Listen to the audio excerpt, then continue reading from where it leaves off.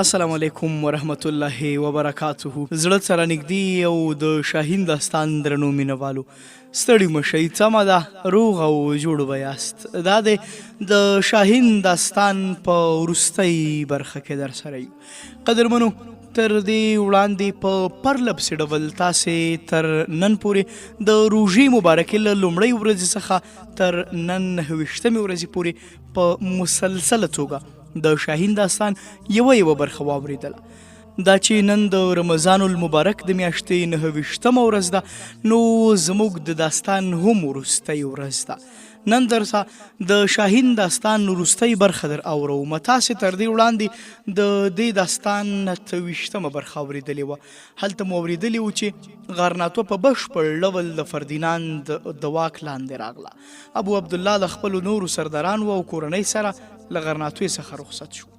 فردیناند چې کوم شرطونه لیکلي وو په هغې هیڅ وفا ونه کړ او مسلمانان یې سخت ځورول. موسی بن ابي غسان له غرناطوی څخه هغه وخت ووت چې ابو عبدالله د فردیناند شرطونه ومن. ځینې روایات وایي چې موسی د فردیناند د څو کسانو له وژلو وروسته زخمی حالت کې ځان د سیند اوبو ته وغورځوه. پر غرناطوی د عیسویانو د قبضې 7 کاله پوره شوي وو. فردیناند د دې کلونو په موده کې څو ځله د عقاب د ځپلو لپاره لښکر واستو، خو هر ځل به یې ماتې وخوړله. قدرمنو دوستانو، راځئ نن راسره د شاهین داستان وروستی او برخلیک ټاکونکې برخه واورئ.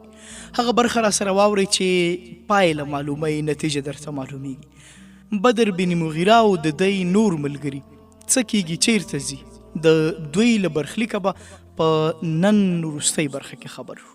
نو له ما محمد رسول نظري سره پاتې شئ او دغه برخه راسره تر وروستۍ پورې واورئ.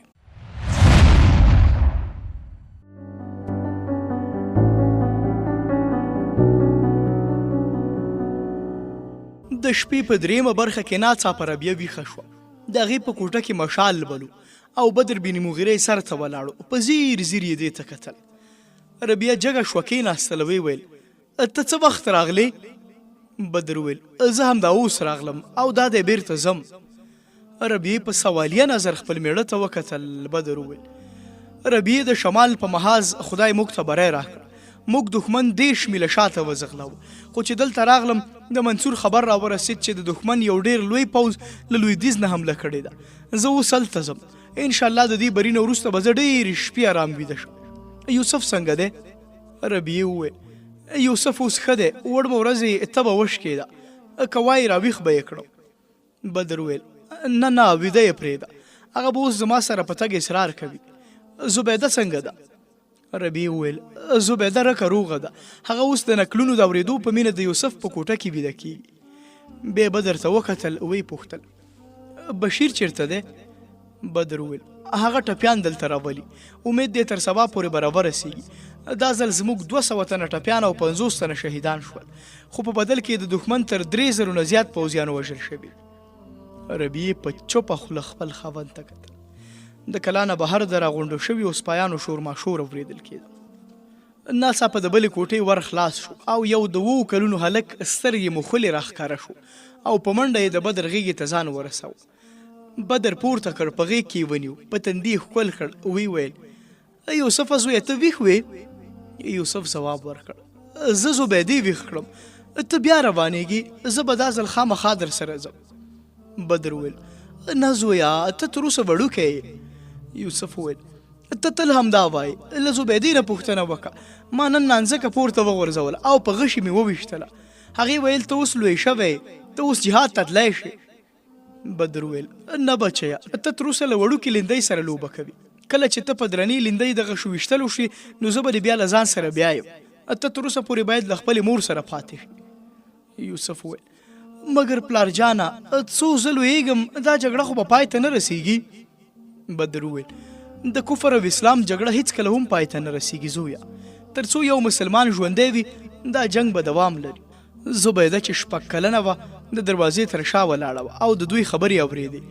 بالاخره زړه نازړه کوټې ته ورننوته. بدر یوسف کوز کړه، هغه یې راپورته کړه. زبیدې ورته وویل زما پلار جان ولې رانغی؟ بدر ویل لورکۍ هغه به هم سبا ته راشي. یوسف د بدر زوی او زبیده د بشیر بن حسن لور وه. له هغوی سره بدر تر لږ او ډېر خبرو وروسته هغوی په بله کوټه کې پرېښودل او بېرته راغی. هغوی هم په نه زړه په خپله بستره سملاسته. د رخصتۍ په وخت بدر او ربیعه یو د بل په مخ کې ولاړو. د مجاهد میرمن د اوښکو او سلګیو نه پرته د خپل خاوند په رخصتولو عادت شوې وه. بدر خدای پامان وویل، خو چا د برنډۍ لوري ته دروازه وټکول او غږ یې وکړ. ربیعې غږ وپېژنده، ځواب یې ورکړ، راځه انجیلا. انجیلا ور خلاص کړ، کوټې ته ورننوسه او په وېرېدلي نظر یې هغوی ته کتل. بدر وویل، انجیلا بشیر به سبا ته دلته راورسي. انجیلا ډاډمنه ساه واخیستله، ویې ویل، ما لاندې د سپایانو شور ماشور واورېد، راویښه شوم. داسې ښکاري چې ته بیا په کوم لوري روان یې. بدر وویل، هو زه لویدیځ محاذ ته روان یم. بشیر ته مې ویلي دي چې همدلته پاتې شي او د ټپیانو خدمت وکړي. بدر بیا ربیعې ته وکتل او خدای پامان یې وویل او په ګړندیو ګامونو بهر ته ووت. لږ ځنډ وروسته ربیعې و انجیلا د کړکۍ نه لاندې کتل. د غازیانو لښکر له کلا نه ووت او په ځنګل کې ورک شول، خو د آسونو د پښو غږ یې لا اورېدل کېده. د پښو ترپهار هم ورو ورو کرارېده او بالاخره په فضا د بشپړې چوپتیا واکمنې شو. انجیلا او ربیعې اوس له کړکۍ نه د بهر د کتلو پر ځای یو بل ته کتل. په بله کوټه کې د دوی بچیان یوسف او زبیده هم له بسترې نه پاڅېدلي وو او د کړکۍ سره ولاړ بهر ته یې کتل. دوی چې په ښه او بد پوهېدلي وو نو تر ټولو ښه غږ یې چې اورېده او په خوښۍ یې اورېده له کلا نه د وتلو او بېرته راتلو په وخت د آسونو د پښو غږ.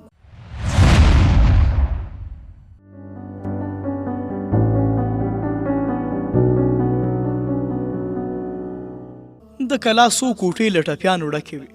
انجیلا او ربیعې چې د پټۍ تړل زده کړي وو د طبیبانو سره د ناروغانو په علاج کې مرسته کوله. تېرې څو ورځې ډېرې ناکرارې تېرې کړې وې. د لویدیځ محاذ څخه د ټپیانو د راوړلو شمېر هره ورځ مخ په زیاتېدو. له دې کلا نه څو میله لرې په بله کلا کې هم د ټپیانو د علاج بندوبست شوی. ځکه خو به بشیر بن حسن په ورځ کې یو ځل هلته ورتلو. د جګړې په اړه هره ورځ د اندېښنې وړ خبرونه راتلل. مجاهدینو دښمن څو ځلې شاته ځغلولی و، خو د هرې ماتې نه وروسته به دښمن تازه نفسه پوځ بیا را میدان ته کړ. دا د سرحدي شاهین لومړنی جنګ و چې د شهیدانو شمېر یې تر 1000 تنو پورې رسېده. یوه ورځ د جګړې له محاذ نه راستنو شویو غازیانو په بشیر بن حسن زیری وکړ چې د فردیناند لښکر مات شو او مجاهدین یې له شانه په تعقیب پسې ووتل. په کلا کې د فتح نغارې وغږول شوې. د شاوخوا چوکۍ او کلیو د خلکو غوږونه له دې نغارو سره اشنا وو او هغوی هم د دې په ځواب کې د فتح نغارې وغږولې او د سترګو په رپ کې د عقاب په دره کې له یوه سره تر بله د نغارو ازانګې شوې. د هر کلي د وړو او زړو په خوله د الله اکبر نارې وې. هغو خلکو چې هره ورځ د ټپیانو او شهیدانو خبرونه اورېدل او د جګړې د نتیجو په باب یې اندېښنه وه، د دې زیري په اورېدو د خدای جل جلاله په دربار کې د شکرانې اوښکې تویولې. د کلا په منځ کې چې ځینو ټپیانو د فتح خبر واورېده خپلو کوټو نه راووتل او هغه ټپیان چې د ولاړېدو او تګ نه و کېناستل او په مړاو څېرو یې د ژوند خوښۍ وځلېدې. وېرېدلي نظرونه په ویاړ او غرور اسمان ته په کتو شول. د کلا پیرداران د زخمی غازیانو سره غاړه غړۍ شول.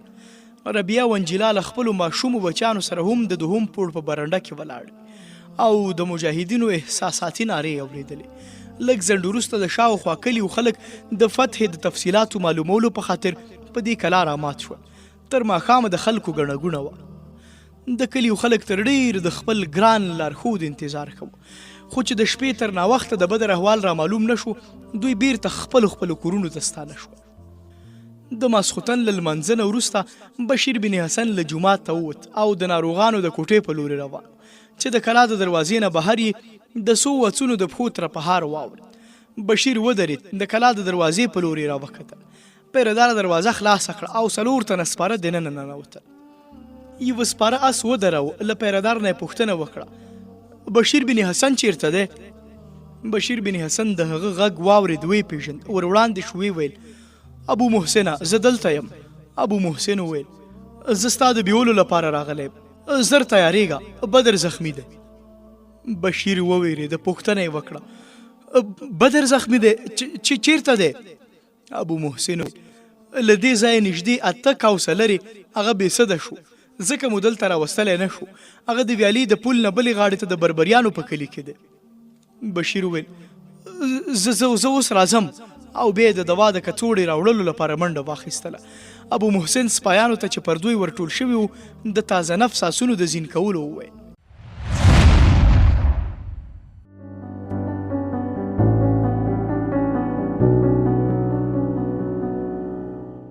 بدر بن مغیره د کلي د سردار په یو کور کې پروت و.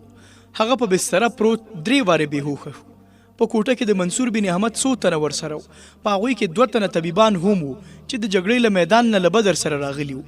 هغه خلک چې له کوټې نه بهر ولاړو په ژړا یې د خپل ګران مشر د روغتیا دعاګانې کول. د بدر بن مغیره پر بدن 2 ټپونه وو. په ټپي حالت کې تر 2 پړاوونو پورې دښمن تعقیب کړ او د ډېره وینه وبهېدله. خلکو په ډېره ناقرارۍ د بشیر بن حسن د راتګ انتظار کوه. بدر چې 4 ځل په هوښ راغی اوبه یې وغوښتې. منصور هغه په خپلو لاسو تکیه کړه او اوبه یې ور وڅښلې. د اوبو له 2 غړپو وروسته یې په کمزوري غږ وویل ما ته قرآن راوړئ. یو د خواږه غږ خاوند د قرآن کریم تلاوت پیل کړ. بدر په وجد راغی. ورو ورو یې سترګې پټې کړې. طبیب ور وړاندې شو، په نبض لاس کېښود، خو بدر مسکی شو، ویې ویل زه اوس بېهوښه نه یم. دا غږ ما پورته کوي، ویده کوي مې نه. له لارې د آسونو د پښو ترپهار واورېدل شو او لږ ځنډ وروسته بشیر بن حسن ګړندي ګامونه اخیستل او کوټې ته ورننوت. خلک یوه او بله خوا لرې شول. د بشیر په لیدو د بدر په مړاوې څېره تازګي راغله. بشیر ور وړاندې شو، په نبض لاس ور کېښود. بدر په پیکه مسکا خپل طبیب ته هرکلی ووایه او لږ ځنډې دروازې ته سترګې واړولې، خو بیا یې نظر د بشیر په څېره وګنډل شو. بشیر د هغه په مطلب وپوهېده، ویې ویل هغوی له ابو محسن سره راځي، تر لږ ځنډه به راورسېږي. بدر سترګې پټې کړې.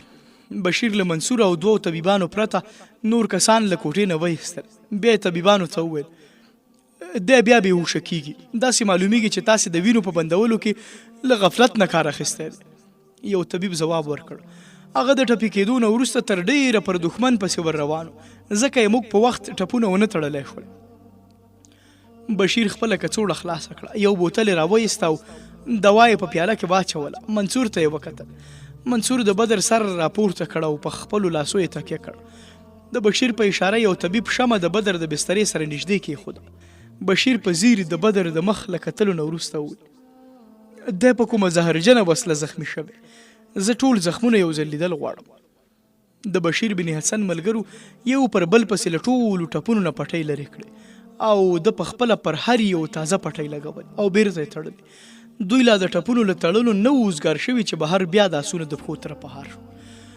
بشیر منصور ته وکتل او ویې ویل ښایي ابو محسن او ربیعه دوی را رسېدلي وي. ته بهر ته ورشه او دوی په کومه بله کوټه کې ایسار که، زه به یې لږ ځنډ وروسته دلته راوغواړم. منصور بهر څه وویل.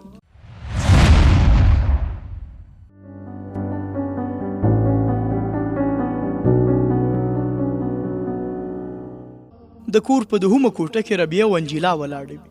د کلي نجونې او ښځې پرې ورټولې وې. د ټولو په سترګو کې اوښکې او پر شونډو دعا وه. لږ ځنډ وروسته د څنګ کوټې ور خلاص شو. بشیر دننه ور وکتل. انجیلا او ربیعې ته اشاره وکړه او هغوی همغه کوټې ته ورننوتې. بشیر بیرته ور پورې کړ. د بدر بن مغیره په کوټه کې اوس د ربیعې او انجیلا پرته نور څوک نه و.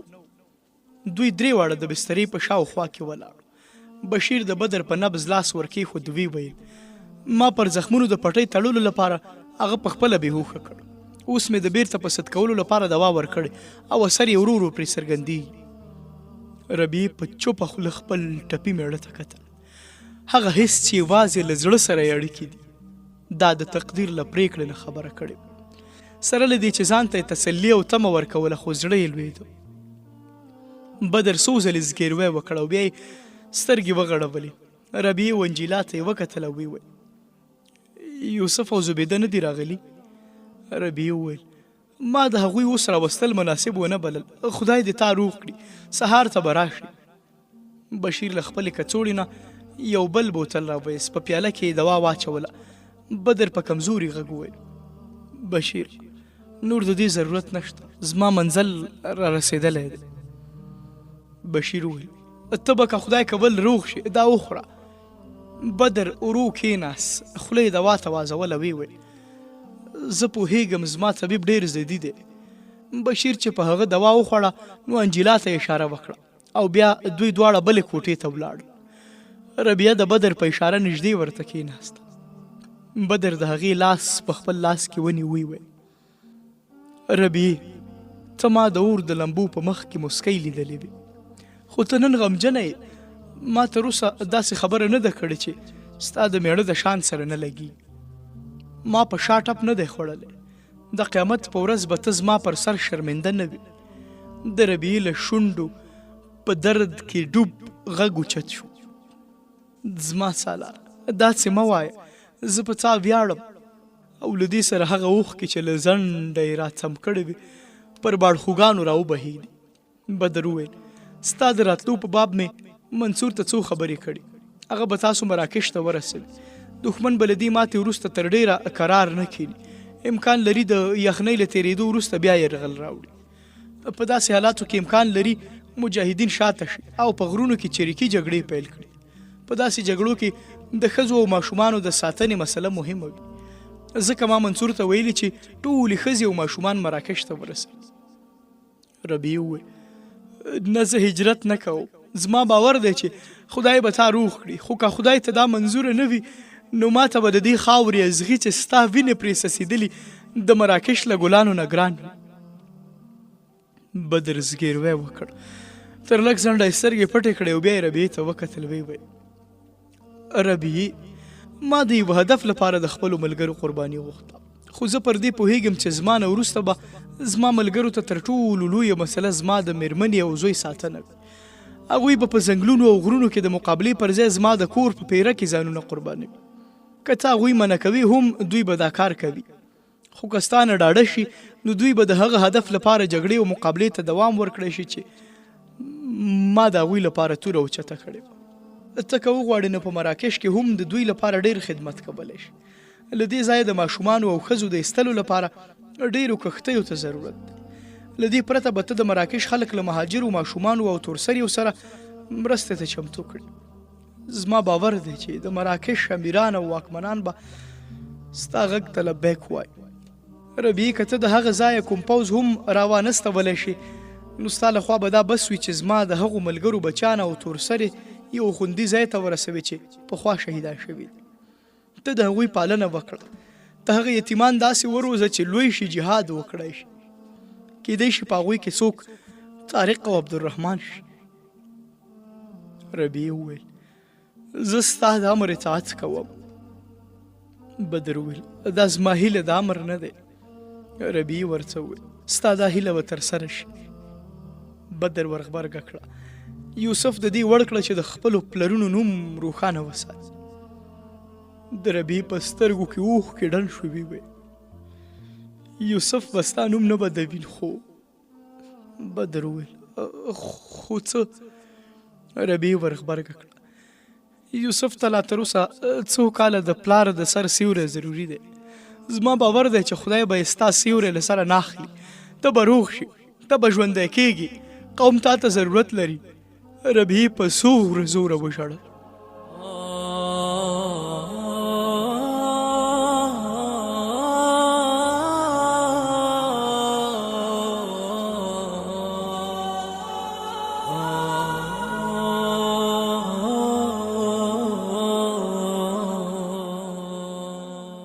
بشیر بن حسن او انجیلا کوټې ته ورننوت.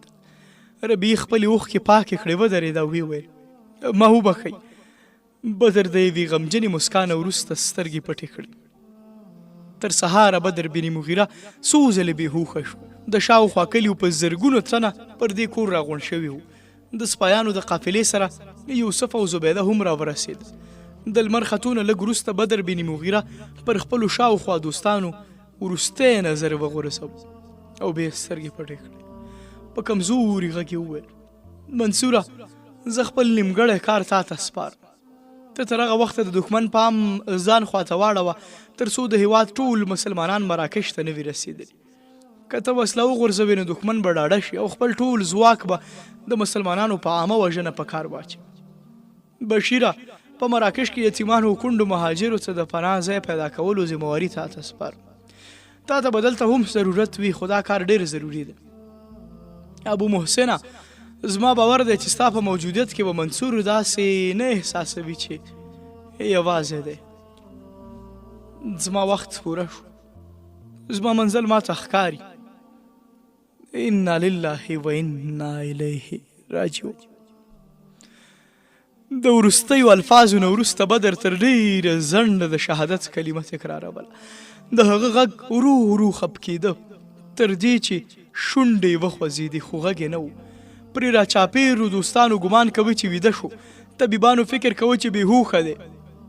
بشیر بن حسن وروستی ځل د هغه په نبض لاس کېښود، بیا یې د هغه سترګې پرې خلاصې کړې، ویې کتلې. انا لله و انا الیه راجعون ویل او سر یې ځوړند کړ.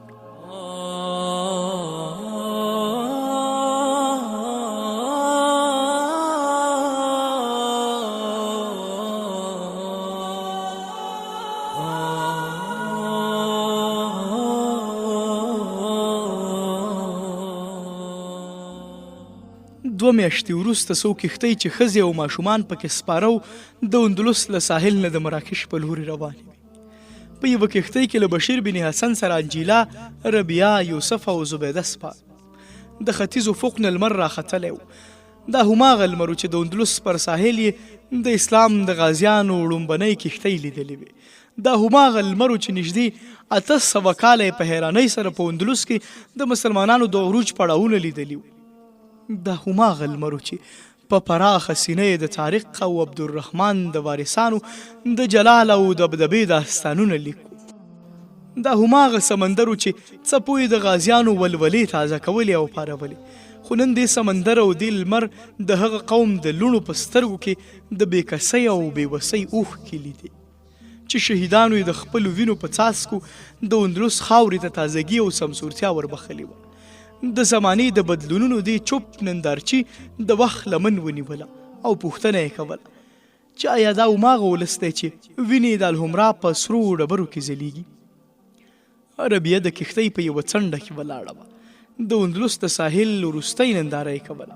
په سترګو کې یې د اوښکو پردې حایل شوې. یوسف ور وړاندې شو، ویې ویل مورې، زبیده وایي چې کاکا به موږ په مراکش کې پرېږدي او بیرته به راځي. ربیعې بې له دې چې هغه ته مخ ور واړوي ځواب ورکړ، هو بچیه. یوسف له لږ سوچ وروسته بیا وویل مور جانې، زه هم بیرته ورسره راسم. ربیعې د خپل زوی پر سر لاس کېښود، ویې ویل نه زویه، ته اوسه پورې ډېر وړوکی، کله چې ته لوی شوې بیا د نه یې. یوسف ورته وویل مورې، زه به ډېر زر لوی شم، زه به ماڼو شم، کښتۍ به چلوم. تا ویل په مراکش کې ټول مسلمانان دي، زه به هغوی ټول پکې سپاره کړم، اندلس ته به یې بوځم او موږ به دښمن له خپل هېواده وشړو. مورې تا ویل چې تاریخ دلته راغلی و، ډېر پوځونه ورسره نه وو، بیا هم هغه ته خدای فتح ورکړه. کله چې یو مسلمان له 10 کافرو سره جنګېدلی شي نو دا دومره مسلمانانو غرناټه ولې پرېښوده؟ تا ویل چې له قرطبي، اشبیلیه او نورو ښارونو نه هم په لکونو مسلمانان مراکش ته تللي، دوی ولې نه پاڅېدل؟ ولې ونه جنګېدل؟ ربیعې ورڅه وویل زویه، د تاریخ د ملګرو سره ایمان و، خو د دې خلکو ایمان کمزوری دی. هغوی مرګ یوه لوبه بلله او دوی له مرګه بیریږي. د هغې زمانې یو ادنا مسلمان له ولس سره غداري نه کوله، اوس لوی لوی خلک غداري کوي.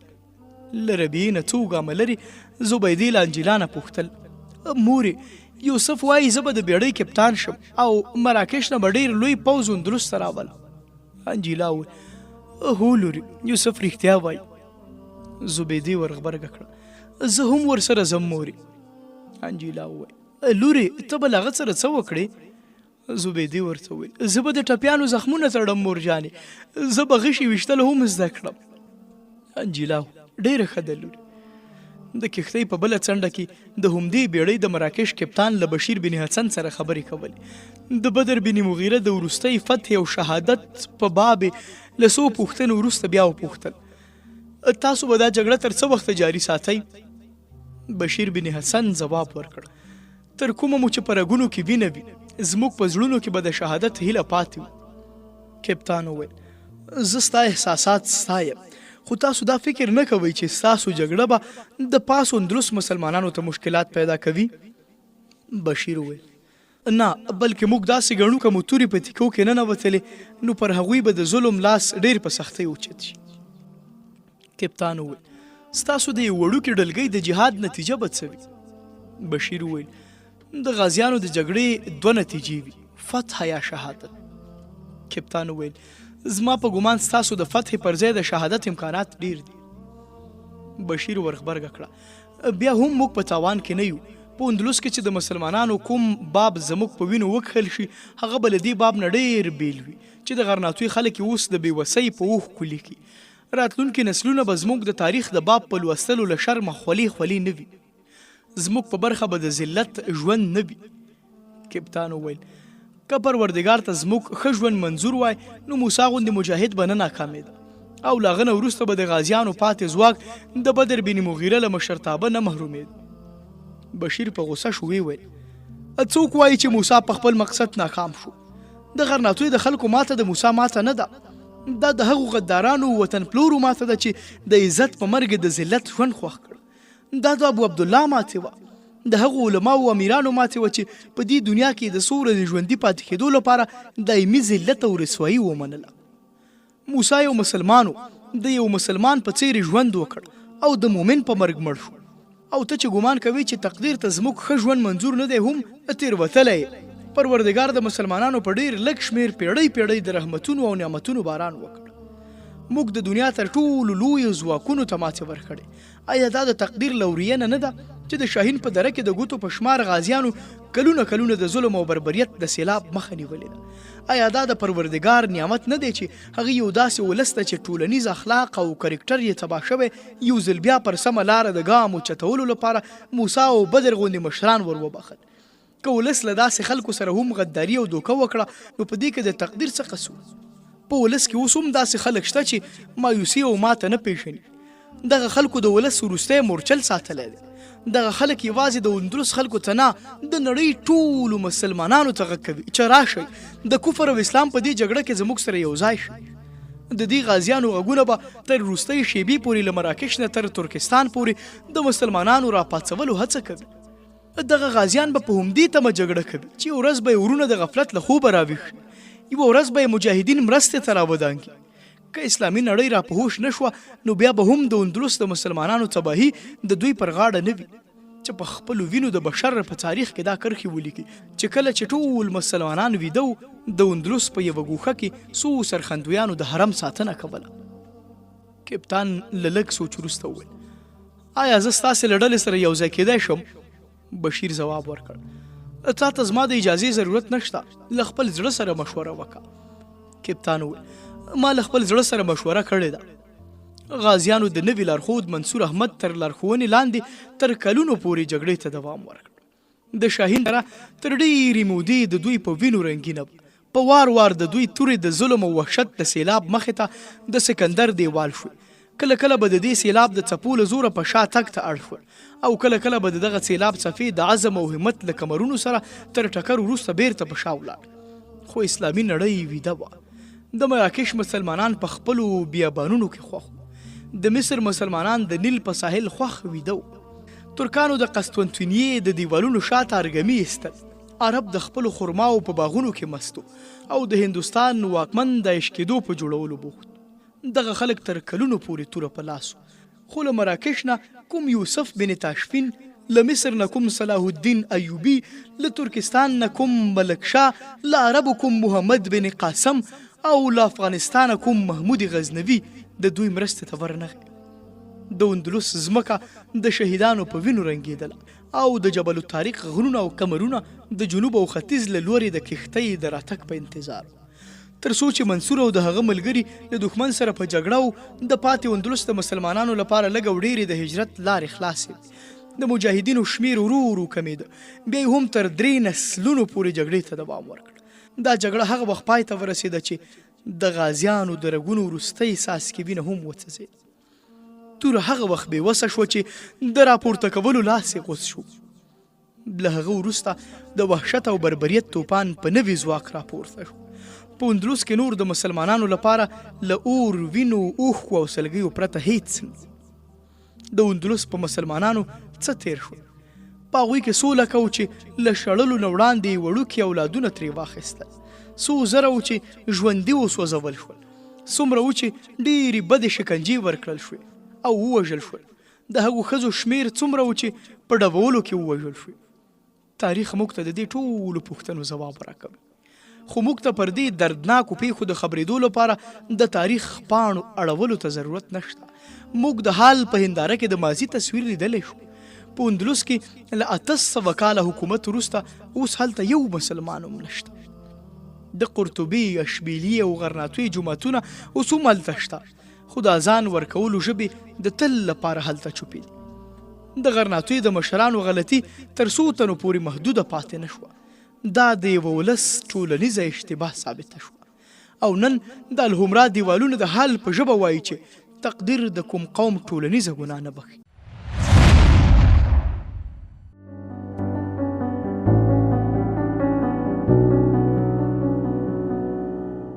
زړه ته رانږدې اورېدونکو او د شاهین داستان درنو مینهوالو، دا وه د شاهین داستان وروستۍ برخه چې ما محمد رسول نظري درته وړاندې کړه.